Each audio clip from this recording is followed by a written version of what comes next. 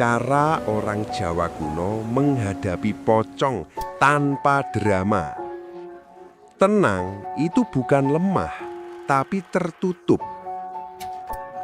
Kalau kamu tanya ke orang Jawa sepuh yang hidupnya panjang, yang rambutnya sudah putih bukan karena semir, mereka jarang cerita soal pocong. Bukan karena mereka tidak tahu, tapi karena bagi mereka, pocong itu urusan kecil. Gatonocho, urban legend, is Javanese spiritual.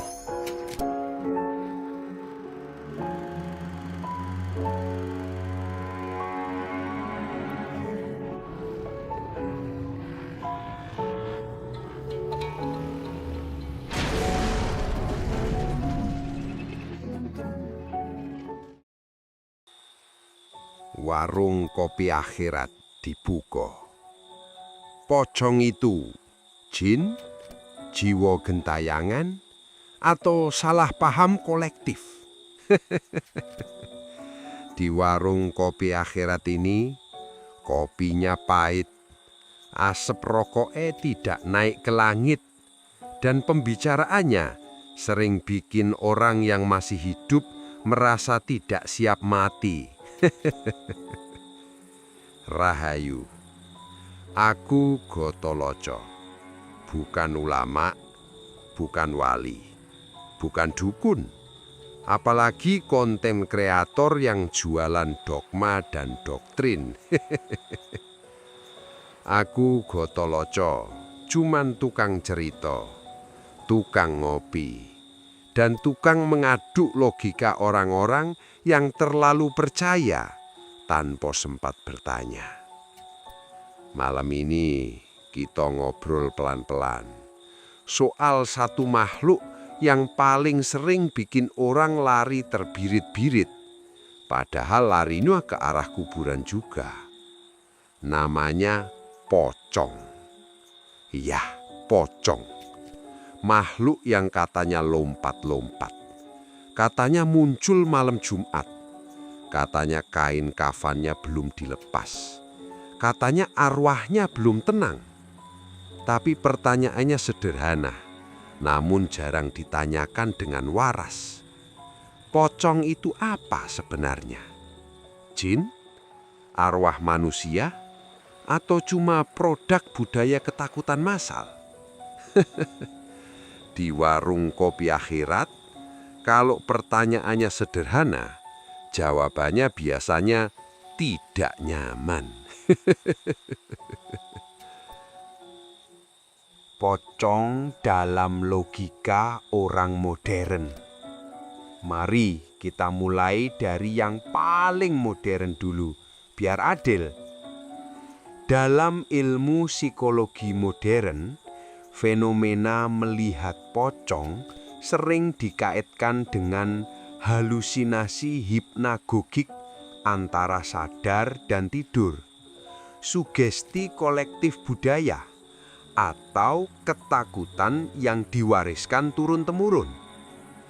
Otak manusia, kata ilmuwan, punya kebiasaan buruk, mengisi kekosongan dengan cerita. Gelap diisi bayangan, sunyi diisi suara, kuburan diisi pocong. Dan lucunya, yang melihat pocong itu jarang insinyur nuklir, jarang ahli fisika kuantum. Lebih sering orang yang dari kecil dicekoki cerita, awas nanti diculik pocong. Ilmiah masuk akal. Tapi kalau semua dijelaskan dengan halusinasi, kenapa ceritanya mirip-mirip semua? Kenapa pocong di Jawa, Sumatera, bahkan Malaysia pakai kostum yang sama? Kenapa jin Arab tidak pakai kain kafan Nusantara? Nah, di sini mulai menarik. Hehehe. Dalam ajaran Jawa, tidak semua yang tak terlihat itu jin. Dalam kosmologi Jawa, alam ini tidak cuma satu lapis. Ada alam kasar yang kamu sentuh. Ada alam halus yang kamu rasakan tapi tidak kamu pegang. Dan ada wilayah abu-abu yang disebut orang tua dulu sebagai alam antara. Dalam serat Wedatama ada pitutur halus, sukmo tan ilang, mung owah papan. Artinya, jiwa itu tidak lenyap, hanya berpindah tempat.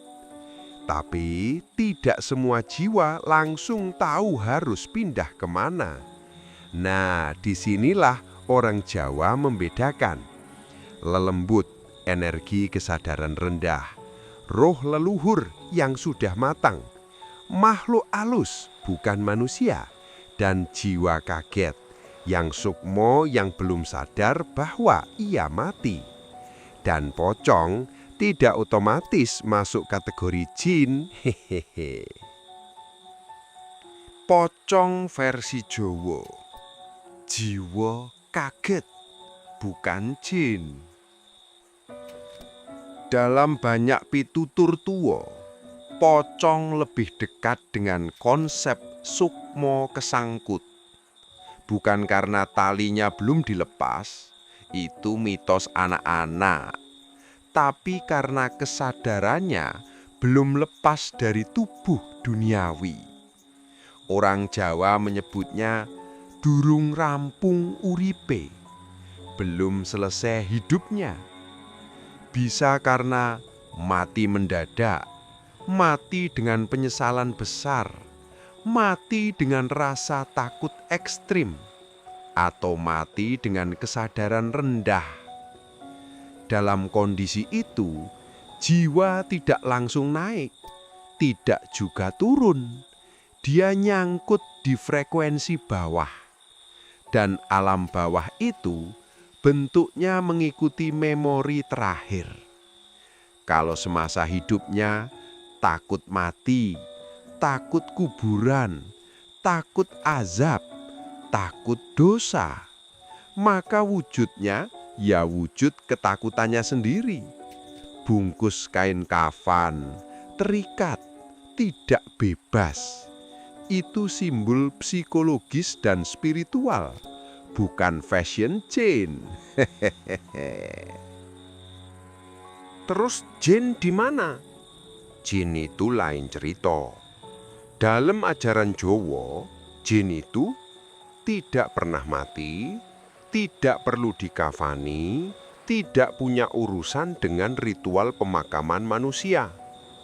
Jin bisa meniru bentuk, bisa menyerupai pocong, bisa menyerupai kamu.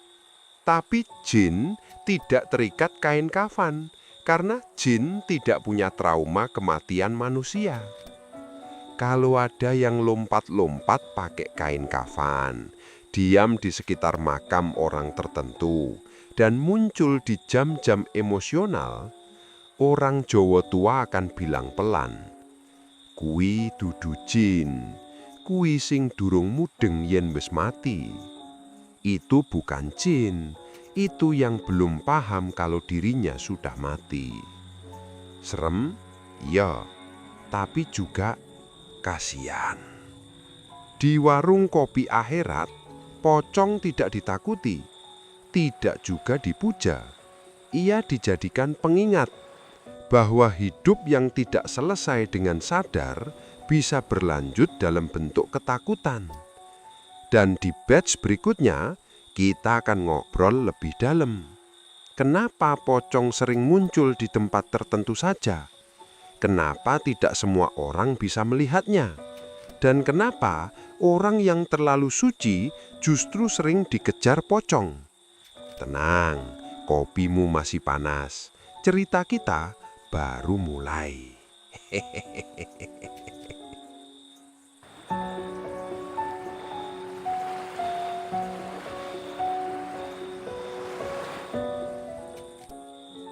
Mengapa pocong tidak pernah muncul di mal?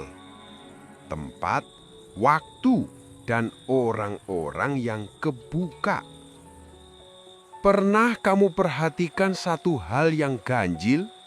Pocong itu tidak pernah muncul di mal, tidak nongol di bandara internasional. Jarang sekali terlihat di kantor pajak, apalagi di ruang rapat DPR. Di sana yang gentayangan bukan arwah, tapi nurani. Pocong selalu muncul di tempat-tempat tertentu saja, seperti kuburan, jembatan sepi, pohon tua, rumah kosong, jalan sunyi yang katanya angker. Pertanyaannya sederhana, tapi jawabannya tidak bisa pakai logika lurus. Apakah pocong yang memilih tempat atau manusianya yang membuka pintu? Dalam ajaran Jawa, tempat itu punya ingatan. Orang Jawa tidak melihat tempat sebagai benda mati. Tanah punya memori. Bangunan punya jejak rasa. Pohon tua bukan sekedar kayu, dia saksi zaman. Dalam serat Kolotedo ada sindiran halus. Papan kang suwe kadunungan rasa, yen ora diresiki, dadi panggonan peteng. Artinya kira-kira begini, tempat yang lama dihuni rasa, jika tidak dibersihkan, akan jadi sarang kegelapan. Kuburan itu bukan angker karena mayatnya, mayat sudah selesai. Yang bikin rame adalah tangisan, penyesalan, ketakutan keluarga, doa yang terputus, dan ritual yang dilakukan tanpa kesadaran. Semua itu meninggalkan residu rasa. Dan jiwa-jiwa yang kesangkut, yang tadi kita sebut di bait 1, lebih mudah terjebak di tempat yang frekuensinya mirip dengan kondisi batin mereka. Kuburan, ya jelas, di situ pusat rasa duka, takut, dan keterikatan. Kenapa pocong sering muncul malam hari? Bukan karena setan lembur malam, bukan. Jawabannya sederhana dan menyebalkan. Karena manusia lebih lemah malam hari. Secara ilmiah, gelombang otak melambat, pertahanan rasional menurun, imajinasi lebih aktif. Secara spiritual Jawa, tire antara alam kasar dan alus menipis. Pikiran tidak ribut, ego sedang tidur. Malam itu bukan waktunya pocong keluar. Malam itu waktunya manusia membuka pintu tanpa sadar.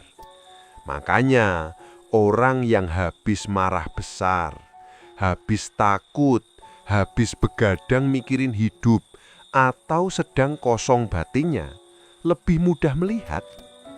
Bukan karena dia sakti, tapi karena bentengnya turun. Tidak semua orang bisa melihat pocong. Ini penting. Kalau pocong itu makhluk fisik, harusnya semua orang yang lewat bisa lihat. Tapi faktanya, yang satu lihat, yang lain tidak. Yang lihat pucat, yang lain santai. Yang satu trauma, yang lain bilang, perasaanmu saja. Dalam ajaran Jawa, melihat makhluk halus bukan soal mata, tapi soal kondisi batin. Orang yang terlalu takut bisa melihat bayangan yang tidak ada. Orang yang terlalu sok suci justru sering kebuka karena egonya bocor. Orang yang batinnya tenang seringnya tidak lihat apa-apa meski lewat tempat yang katanya paling angker. Ada pitutur Jawa yang kejam tapi jujur. Sing katon dudu mesti ono, sing ono durung mesti katon. Yang terlihat belum tentu ada, yang ada belum tentu terlihat. Kenapa orang baik katanya sering diganggu? Ini bagian favorite Gatholoco, karena sering bikin marah orang alim. Ada anggapan begini, kalau sering diganggu makhluk halus berarti imannya kuat. Maaf, itu logika yang malas. Dalam kacamata Jawa lama, yang sering diganggu itu justru orang yang egonya tinggi tapi dibungkus kesalehan. Banyak menekan emosi, banyak memendam rasa bersalah, terlalu keras pada diri sendiri. Makhluk halus termasuk jiwa kesangkut tidak tertarik pada iman. Mereka tertarik pada resonansi rasa. Kalau dalam dirimu ada takut dosa, takut mati, takut neraka, tapi tidak disertai kesadaran, maka batinmu mirip dengan mereka. Resonansi terjadi, bukan serangan. Pocong sebagai cermin, bukan pemburu. Di warung kopi akhirat, pocong tidak diposisikan sebagai monster. Ia lebih mirip cermin bengkok. Dia menunjukkan ketakutan manusia pada kematian, ketidaksiapan manusia melepaskan dunia, trauma kolektif tentang mati yang tidak dibicarakan dengan sehat. Makanya pocong lompat-lompat, bukan karena lucu, tapi karena dia terikat, tidak bisa berjalan bebas, dan manusia yang melihatnya seringkali juga hidupnya terikat. Terikat utang, terikat masa lalu, terikat citra, terikat dosa versi pikirannya sendiri. Di batch berikutnya, kita akan masuk ke wilayah yang lebih edan. Apakah pocong bisa menempel ke orang hidup? Apa bedanya kerasukan, ketempelan, dan sugesti? Dan kenapa beberapa ritual pengusiran justru bikin makin parah? Tenang, warung kopi akhirat tidak kemana-mana. Yang sering hilang justru kesadaran manusia sendiri.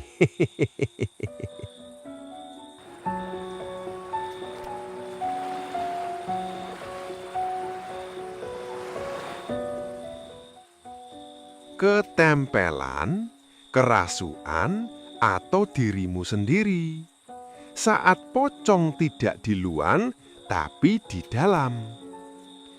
Sekarang kita masuk ke pertanyaan yang paling sering dibisikkan orang, tapi jarang berani diucapkan keras-keras. Pocong bisa nempel ke orang hidup nggak? Jawaban pendeknya, bisa. Jawaban panjangnya, yang nempel itu jarang pocong. Yang sering nempel justru sisa-sisa ketakutan dalam diri manusia sendiri. Dan disinilah banyak orang salah kaprah.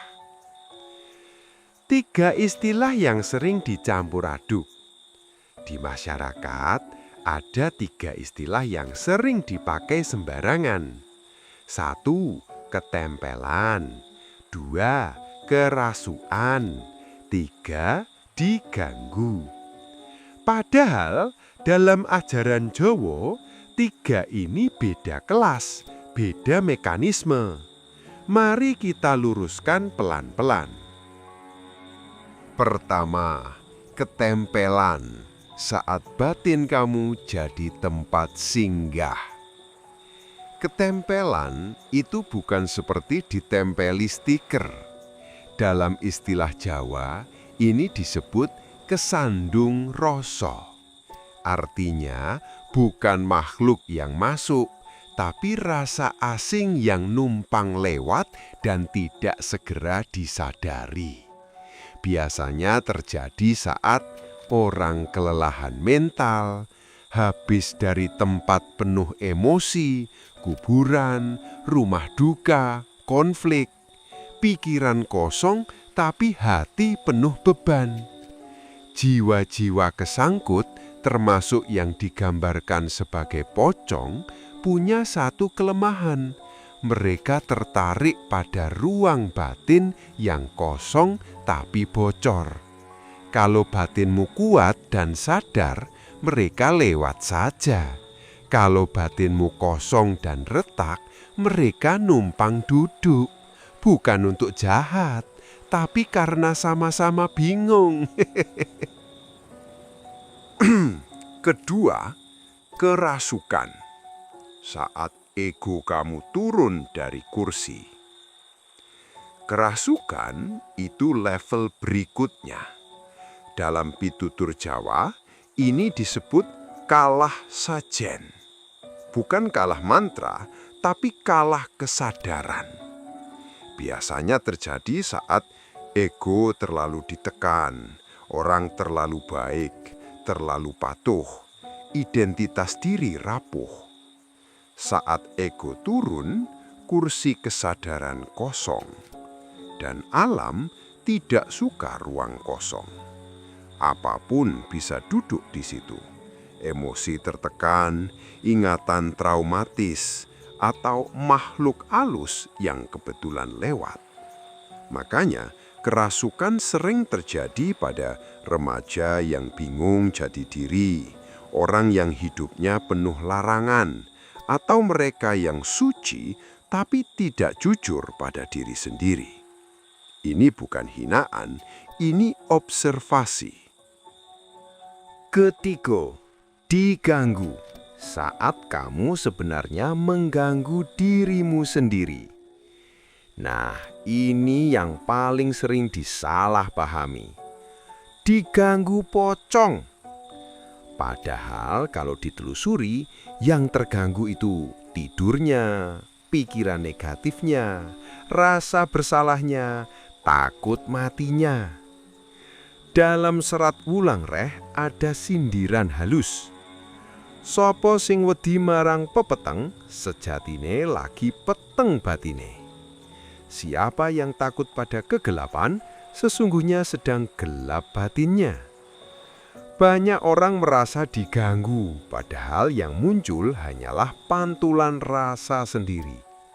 Pocong hanya simbol. Kenapa ritual pengusiran sering gagal? Ini bagian yang agak pedes. Banyak ritual gagal bukan karena mantranya kurang kuat, orangnya kurang sakti, tapi karena masalahnya bukan di luar. Mengusir makhluk tanpa menguatkan kesadaran orangnya, itu seperti menyapu lantai tapi membiarkan atap bocor. Besok kotor lagi. Orang Jawa dulu paham betul ini. Makanya, dalam banyak tradisi lama, ritual selalu dibarengi tirakat. Doa selalu dibarengi laku. Pembersihan selalu dimulai dari diri sendiri, bukan teriak-teriak. Pocong sebagai simbol kematian. Sekarang kita tarik benang merah. Kenapa yang sering muncul pocong, bukan bentuk lain? Karena pocong adalah simbol kematian, simbol keterikatan, simbol belum selesai. Dan mayoritas manusia modern tak pernah berdamai dengan mati, tak pernah ngobrol sehat tentang akhir hidup, tak pernah menyiapkan batin. Maka saat ketakutan itu bocor, ia muncul dalam bentuk yang paling dikenal, pocong. Bukan makhluknya yang kuat, simbolnya yang hidup. Di warung kopi akhirat, kami jarang mengusir apapun. Kami lebih sering bertanya, bagian mana dari dirimu yang belum selesai? Karena selama hidupmu belum rampung, cerita tentang pocong akan terus hidup. Di batch 4, kita akan bicara yang paling ditunggu sekaligus paling disalahgunakan. Cara orang Jawa lama menghadapi pocong tanpa teriak, tanpa jimat, tanpa drama. Kenapa orang yang tenang justru aman? Dan laku batin sederhana agar tidak jadi magnet makhluk halus. Kalau berani lanjut, monggo.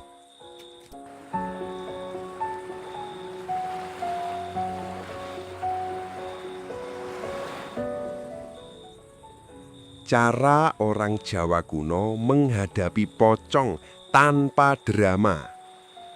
Tenang itu bukan lemah, tapi tertutup. Kalau kamu tanya ke orang Jawa sepuh yang hidupnya panjang, yang rambutnya sudah putih bukan karena semir, mereka jarang cerita soal pocong. Bukan karena mereka tidak tahu, tapi karena bagi mereka pocong itu urusan kecil. Yang mereka takutkan justru satu, batin manusia yang bocor. Orang Jawa kuno tidak melawan makhluk halus. Ini penting. Orang Jawa lama tidak punya konsep mengusir dengan marah, menghardik dengan teriak, menantang dengan ego. Kenapa? Karena dalam kosmologi Jawa, yang dilawan itu bukan makhluknya, tapi resonansinya. Kalau kamu marah, kamu naik ke frekuensi rendah. Kalau kamu takut, kamu turun ke frekuensi bawah. Dan makhluk halus, termasuk jiwa kesangkut, hidupnya di situ. Maka orang Jawa kuno memilih satu sikap, tenang. Tenang itu bukan berani, tapi padat. Banyak orang salah paham.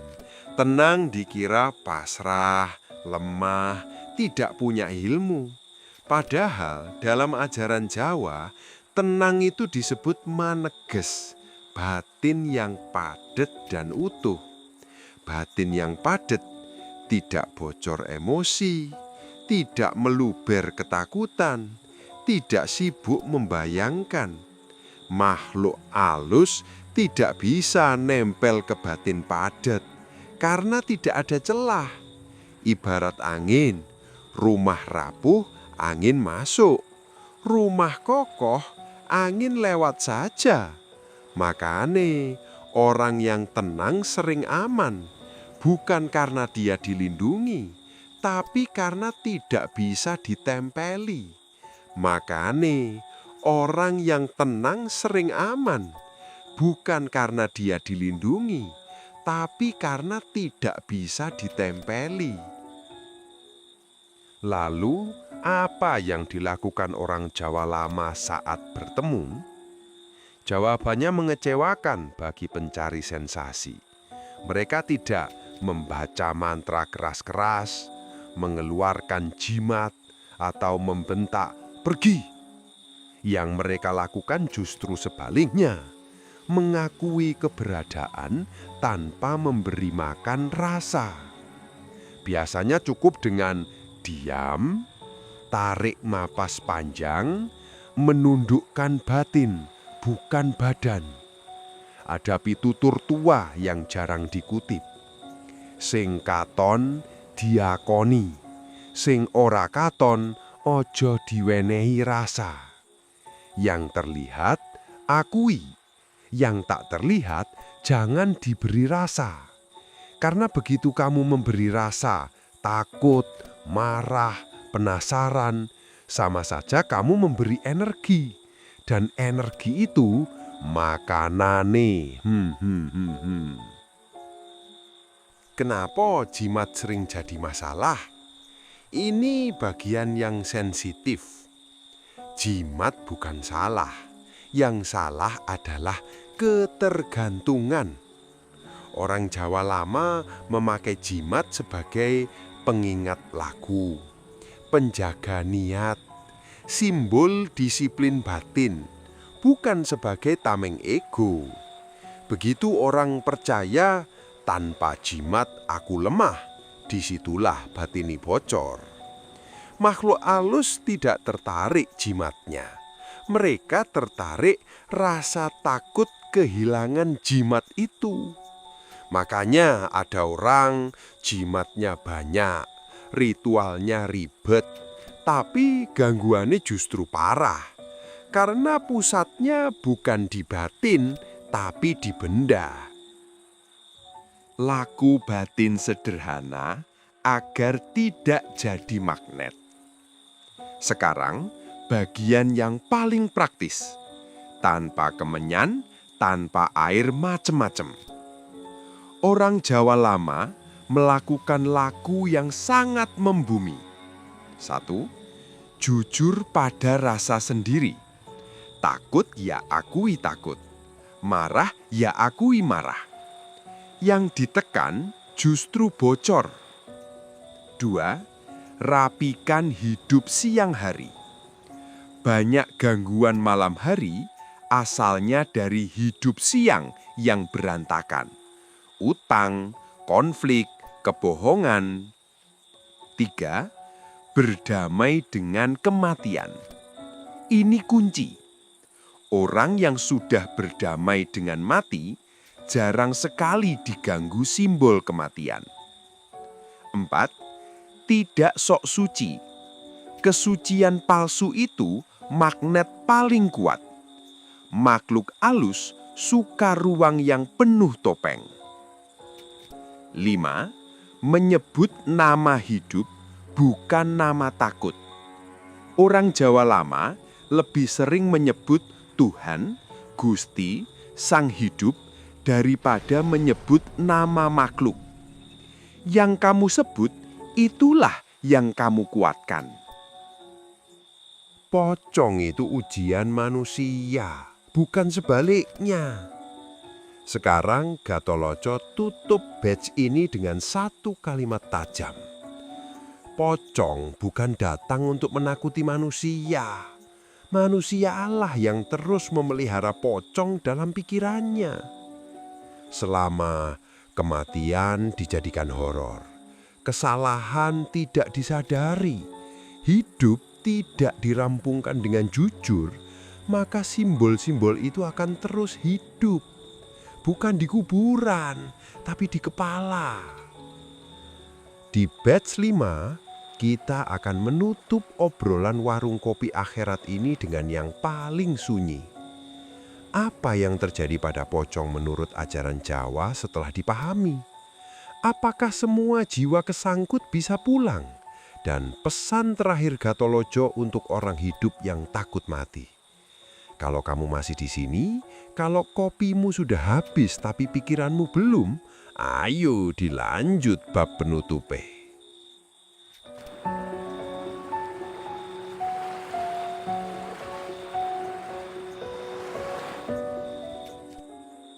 Baik, ini penutupnya.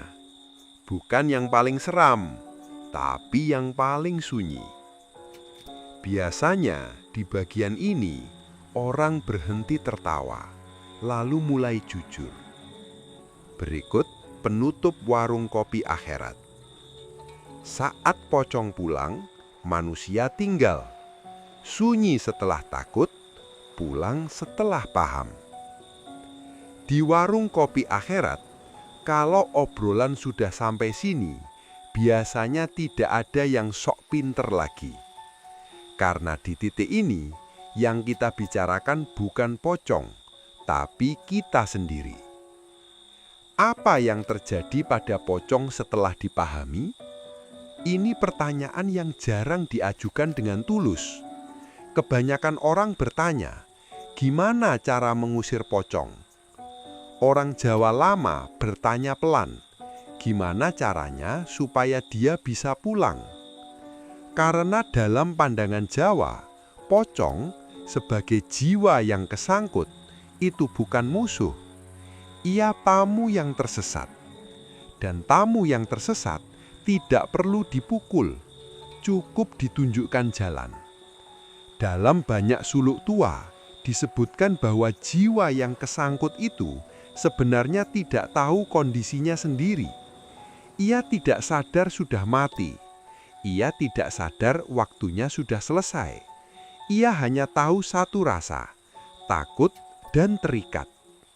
Saat manusia yang hidup tidak bereaksi berlebihan, tidak memberi rasa takut, tidak memberi marah, maka satu hal terjadi perlahan. Resonansi putus. Begitu resonansi putus, jiwa itu mulai melihat. Bukan melihat manusia, tapi melihat dirinya sendiri. Dan kesadaran adalah pintu pulang. Apakah semua jiwa kesangkut bisa pulang? Jawaban jujurnya, yo. Tapi bukan dengan dipaksa dan bukan oleh manusia. Orang Jawa percaya, setiap jiwa punya waktunya sendiri untuk sadar. Ada yang cepat, ada yang lama, ada yang harus keliling dulu dalam ketakutannya sendiri. Dalam Serat Centini ada petuah yang jarang disorot. Sing kesandung rasa bakal uwal yen wis ngerti rasa iku dudu awake. Yang tersandung rasa akan lepas saat ia paham bahwa rasa itu bukan dirinya. Pocong akan pulang saat ia sadar bahwa kain kafan itu bukan dirinya. Kuburan itu bukan rumahnya. Ketakutan itu bukan hakikatnya. Dan kesadaran itu sering dipicu bukan oleh doa keras, tapi oleh kehadiran manusia yang utuh. Manusia yang tidak takut, tidak sok suci, tidak reaktif.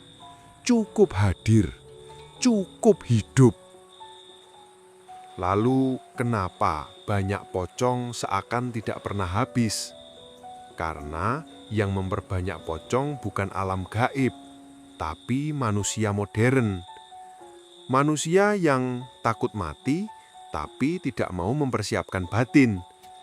Menganggap kematian horor bukan kepulangan. Menyimpan trauma, menekan rasa, membohongi diri. Selama manusia hidupnya belum selesai, simbol yang belum selesai akan terus lahir. Hari ini pocong, besok bentuk lain. Bukan karena dunia makin angker, tapi karena manusia makin tidak jujur pada hidupnya sendiri. Pesan terakhir Gatholoco untuk orang hidup yang takut mati. Sekarang Gatholoco bicara bukan sebagai tukang cerita, tapi sebagai sesama pejalan. Kalau kamu takut mati, itu wajar. Yang aneh adalah takut mati, tapi tidak sungguh-sungguh hidup. Takut kuburan, tapi hidupmu penuh kubangan emosi. Takut pocong, tapi hidupmu sendiri terikat oleh utang batin, luka lama, kepalsuan. Pocong tidak datang untuk menakutimu. Ia datang sebagai peringatan sunyi. Jangan mati dalam keadaan belum hidup. Orang Jawa lama menyiapkan kematian bukan dengan ketakutan, tapi dengan merampungkan hidup. Minta maaf, memaafkan, jujur pada diri sendiri, tidak sok suci, tidak menunda hidup. Karena orang yang hidupnya rampung tidak punya urusan dengan pocong, dan jiwa yang rampung tidak akan gentayangan. Di warung kopi akhirat tidak ada penutup meriah. Hanya satu kalimat yang selalu ditinggalkan Gatholoco di meja kayu tua ini. Sing medeni dudu sing wis mati. Sing medeni iku sing uripe durung rampung. Yang menakutkan bukan yang sudah mati. Yang menakutkan adalah yang hidup tapi belum selesai hidupnya. Kopimu sudah habis, cerita selesai. Sisanya urusanmu dengan hidupmu sendiri. Gawe sedulur channel Gatholoco, rezekimu kabeh urip cukup aman sak kabehe krana Gusti. Rahayu, rahayu, rahayu.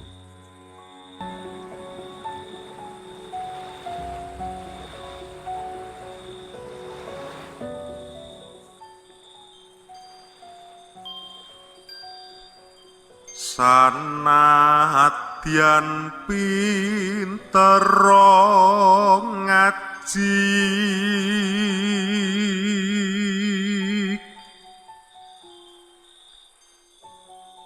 lamun ninggal tata krama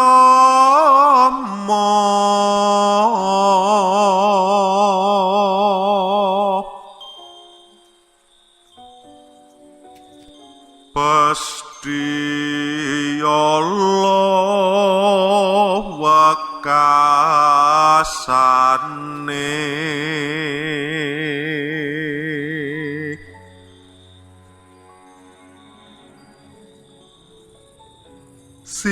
sinandu marang wong tuwa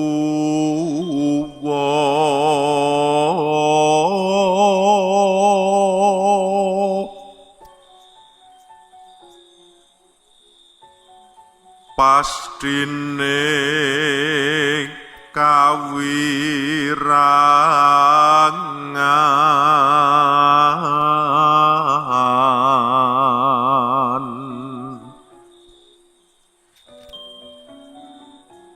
iku wis terusing kukuh